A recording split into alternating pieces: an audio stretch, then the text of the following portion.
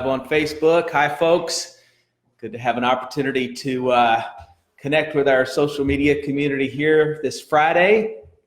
Just the Friday before we have Hanukkah coming up on Sunday, I think, or Sunday night or Monday night. I'm sorry, I don't have that memorized. And of course, we've got Christmas just after that. So lots and lots of holidays to come. Hi, Victoria.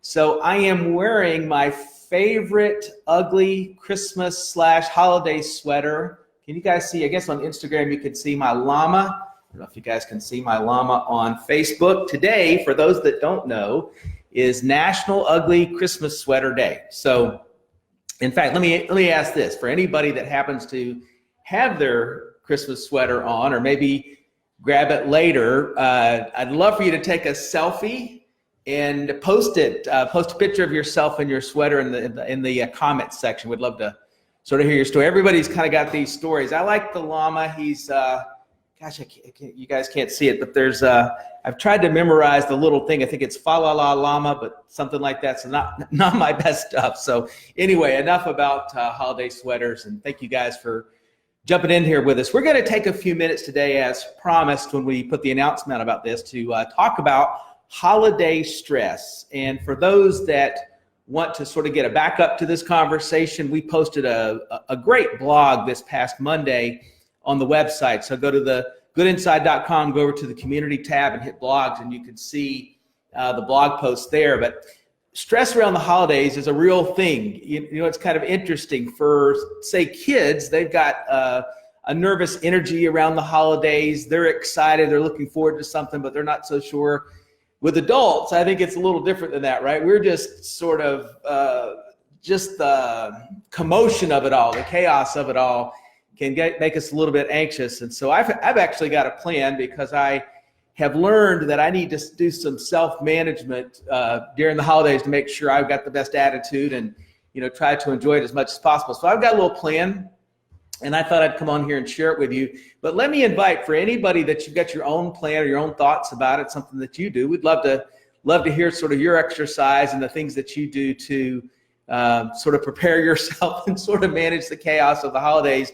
And of course, we're deep into the month of December now, so we've already been doing some of these things. So let me run through this little plan with you just real quickly on some of our suggestions on how to handle essentially what is holiday stress. And this is probably something that could transfer over to other times of the year. We've got big build up to a national holiday or something where we just know people are going to be over the top as much as possible. And so first things first is I like to think about the schedule sort of in advance as much as possible. I'm big on just sort of considering, okay, here's what I've got coming in front of me, and just sort of prepare for that, right? And so part of it for me is to have a holiday philosophy, if you will. And some of that is when I meet someone, whether it's somebody I know, maybe it's somebody I encounter in a restaurant, maybe it's somebody I encounter if I'm looking to buy a gift for someone that's amped up. Maybe they've had too many of the mocha, frappuccino, Christmas, pumpkin spice holiday drinks, or whatever it happens to be. So they're a little amped up on that, and they're stressed. As I try to make sure I'm not matching their energy, and in fact, do everything I can to sort of de-stress the situation, even if that means sort of backing away a little bit, just because what I've learned is when you've got sort of two people that are starting to stress on each other, instead of 1 + 1 = 2, it really turns out to be 1 + 1 in a stress situation = 3. And I just don't find those situations very fun. The other side of that math is I've discovered that if I've got somebody really stressed and I sort of maintain my composure, a lot of times it'll dial them back or dial them down. And so maybe they become less than their own sort of ball of stress energy, right? And so you can do a lot to maybe not just manage your own stress, but helping someone else, just how you react, right? And that's probably goes along with this whole holiday spirit that we have. So that's sort of the first things first is to sort of have a philosophy about how you're going to manage and deal with the stress of people. And of course, I'll give a shameless plug. Make sure you carry your calm, or you have your calm with you, because that's another way to help you manage that stress. And we actually load up Boomer with a little extra dose, our pet, during this time of the year, just simply because he gets a little wound up as he sees the UPS truck or the Prime truck or whatever it is come by. And so we try to make sure we've got a philosophy to deal with stress.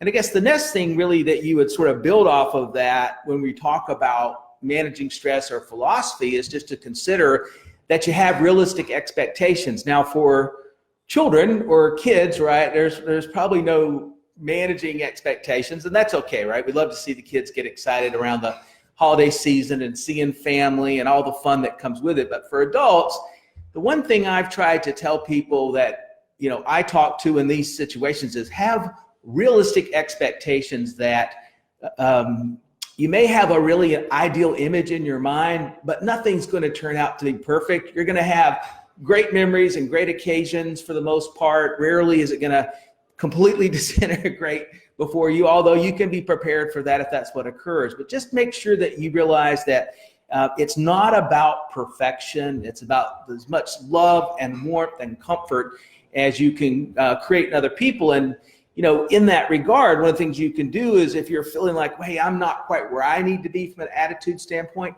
find somebody to help. This is the time of year where city shelters and other places, Salvation Army, the local missions, they're always looking for help. They're always looking for financial help, but they're always looking for bodies to come help them out. You probably have in your area a local food bank.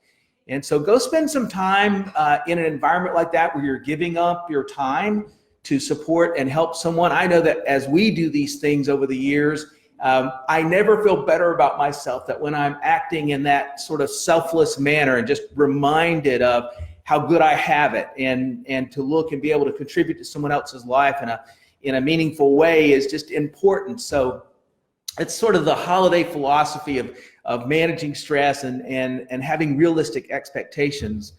Next for me is, and I need this no matter what sort of a high demand environment is, I need to think about making sure I've got some time. It's commonly called self-care. I just really need some space and some time to get peace of mind. That's sort of a big way I can survive is to just sort of find a quiet place to sit for a few moments or I've even done this, I'll admit this, I've even faked a phone call where I've got my phone, I'll put my headphones in, I'll put it on. There's no phone call, but I just need 5 or 10 minutes to sort of put myself in timeout and sort of regather my thoughts, right? And so when it's really chaotic and you're trying to deal with the holidays, having those moments for yourself are important. And so much so that I find that I'll schedule them just to make sure I've got a little bit of time. And in that same sort of reasoning, exercise to me is critically important. And, we've talked during the course of the past month about the holiday seasons and managing all the rich food and excesses and things that go along with it. And it's sort of having a maintenance plan more than a loss plan if you're trying to control weight. Exercise is really the same thing for me. If I were striving to participate in an event, right, I've got certain exercise goals and things I'm trying to do, I would use this period of time more about maintenance than trying to make gains. But I do think it's critical, whether it's just a simple walk outside, and I'll talk about that more in just a few moments, or going to the gym and you might not be at your absolute peak effort, but you're just getting some time to exercise, and exercise can help clear the mind. It sort of certainly helps produce serotonin in the body, which is sort of that feel-good hormone that you have. So exercise to me, really important. So philosophically, right, trying to deal with stress and establishing realistic expectations, taking time for ourselves, let's call it self-care. And then next is to think about exercise. And then when I mentioned specifically about exercise, the one thing I find there that's helpful, and of course there's all types of medical journal documentation to verify this, is that sun, particularly in the winter months, so if you're up in the Northeast or the Northwest or the Midwest, our friends up in Canada or places in Europe that are cold, and you don't really see as much of the sun because it's cold, you don't want to go outside, it's really critical, particularly when your body's stressed, to find some sun, even if it's just in a limited way. Even if you've got to bundle up to get yourself for a 10 or a 15 or a 20 or a 30-minute walk in the park or in your neighborhood, wherever it is, just a little bit of sun, thinking about if you want to sort of manage your time and do several of these things at once, right? You can have some self-care by getting out on your own with a walk. You can get some exercise in.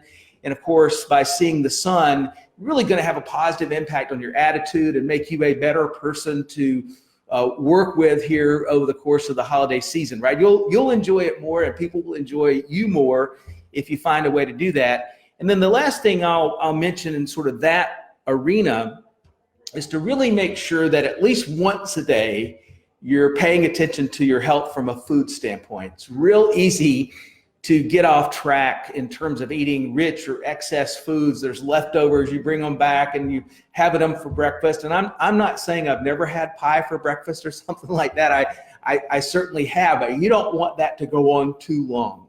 And so just make sure at least once a day you're taking some time to pay attention to your diet. So for me, there's a couple of things I do. One is I make sure I have my super green juice. That's sort of my go-to. It's kind of I call it my rich food eraser. You know, while it doesn't completely absolve me of the rich foods that you have on the holidays, it certainly makes a difference and helps to support with the medicinal mushrooms. The pro and prebiotics helps to support my digestive system and my immune function, because the other side of this during the holidays is we're in confined spaces and we tend to be around a lot of people, shaking hands, hugging, kissing on the cheek, whatever it happens to be, that we're not normally doing that. And so the germ exchange, I call it, is pretty high. It's kind of like when you've got young children and they're in first grade or daycare or something like that, which is a bit of a germ exchange environment, then they bring it home to you. You don't want to go to a holiday event and bring those germs home. So pay attention to washed hands. I'm certainly not saying you don't hug and express affection towards people, but make sure you're paying attention to your immune system to realize that you're pretty vulnerable during the holiday season. And so you want to pay attention to these things. So number one, you don't get sick, but number one, you're not a carrier and contributing to someone else picking up a cough or a cold or the flu. And then maybe the last thing I'll mention in this regard, and maybe I should have tied this in with the exercise discussion, was consider and think about the role of breathing, concentrated breathing, being conscious of how you breathe and deep breaths can play in both helping you to manage stress as well as supporting detox in your body. And so for those that have and actively do utilize deep breathing exercises, and of course you know what I'm talking about, but for those that have not, if you take even just a few moments, right, to close your eyes, you don't have to close your eyes, but if you take a few moments to just close your eyes and take in a deep breath and then purposefully push that breath out there. If you do it 2, 3, 4 times, it's amazing the feeling of wellness that it helps to generate in your body. It goes back to those stress hormones that it helps to relieve and sort of supports the entire dynamic of this conversation. So if you can't really manage any of these other things because they're just a little too much for the environment that you're in, just remember the role of a few deep breaths, even if you can do it for a couple, 3 minutes, right? Really taking the air in and then blowing it out with purpose, right? Help clear your lungs. That kind of deep breathing. There's entire yoga practices around the globe that really can focus on how deep breathing and breath can make a difference in your health. And I believe those things are true. It really can have a huge impact. So those are sort of some things I wanted to bring to your attention today and have a little fun as we head off. I don't know that I'll be able to connect next week with the holiday season, so this may wind up being our last live for the year. As we leap into it and we finish this year, we certainly want to express our appreciation for all you do. We hope that you have some things that you can be thankful for, and that can be a part of your expression to those around you. We believe this time of the year, it's important to have a grateful attitude, to try to practice kindness, and maybe as much as any of those things, always find a reason to laugh and enjoy yourself and enjoy your family. We're not guaranteed another trip around the sun, right? So make sure that we practice with as much as possible the love and the care, and we're that person that we admire and want to be for not just ourselves, but for those around us. So with that, we encourage you to go and enjoy the holiday seasons. Thank you for all you do and participate with us live. Bye for now, and we'll look forward to talking to you in the new year.